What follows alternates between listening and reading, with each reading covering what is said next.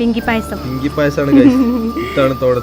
ഓണത്തിന് നമ്മൾക്ക് പിങ്കി പായസമാണ് ഉണ്ടാക്കാൻ പോണത്. ആദ്യം തന്നെ നമുക്ക് ചെയ്യാൻ പോണത് എന്താ വെച്ചാല് നല്ല നെയ്യിൽ അണ്ടിപ്പരിപ്പും മുന്തിരിയും വറുത്ത് കോരുകയാണ്. എന്റെ കയ്യിൽ സേമിയ, എന്റെ കയ്യിൽ ചവ്വരി, ഇത് രണ്ടും കൂടി ആ നെയ്യിലിട്ട് വറുത്ത് കോരണം.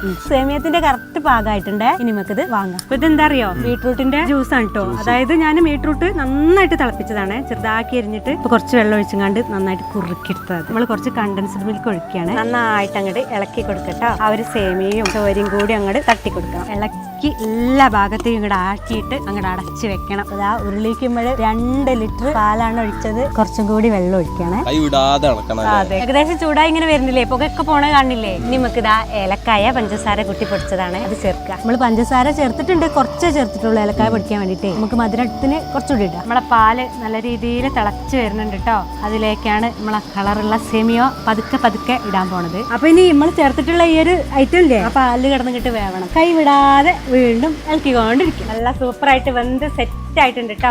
ആദ്യം പൊരിച്ചു വെച്ചത് അണ്ടിപ്പരിപ്പും മുന്തിരി കൂടി ചേർക്കട്ടെ, നെയ്യും കൂടി ചേർത്തെടുക്കാം കേട്ടോ. ഇനി ഒന്ന് അങ്ങോട്ട് ഇളക്കിയതിന് ശേഷം നമുക്ക് വാങ്ങി വെക്കണം. കുറച്ച് മിൽക്ക് മെയ്ഡും കൂടി ഒഴിച്ചെടുക്കാം. ഒന്നും കൂടി ഇളക്കിയിട്ട് നമുക്ക് വേഗം അങ്ങോട്ട് കുടിക്കണ്ടേ. സംഗതി നമ്മൾ ഉണ്ടാക്കിയപ്പോഴൊക്കെ നല്ല പിങ്കിഷ് കളറായിട്ട് ലൈറ്റ് പിങ്ക് അത്ര ഉള്ളൂല്ലേ, അങ്ങനത്തെ ഒരു ലൈറ്റ് ആയിട്ടുള്ള കാരമൽ പായസത്തിന്റെ കളറായി മാറിയിട്ടുണ്ട്. ആ ഒരു കളറായി മാറിയിട്ടുണ്ട്. സേമിയത്തിന്റെ ഒക്കെ അതിലൊക്കെ ആ പിങ്കിഷ് കളർ ഇപ്പോഴും ഉണ്ട്.